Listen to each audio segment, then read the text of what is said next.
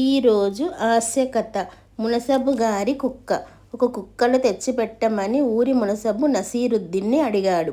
అది చూడ్డానికి భయం కలిగించేలా ఉండాలి, గుర్రుమంటూ ఉండాలి, కాట్ల కుక్కై ఉండాలి అని చెప్పాడు. నసీరుద్దీన్ కొన్ని రోజుల తర్వాత ఓ కుక్కను తెచ్చాడు. అది సాధువు, మెతక, దారిన పోయే వాళ్ళని చూసి మొరగను కూడా మొరగదు. మునసబు క్రూర స్వభావం కలవాడు. ఈ కుక్కను చూసి గయ్యిన రెచ్చిపోయేడు.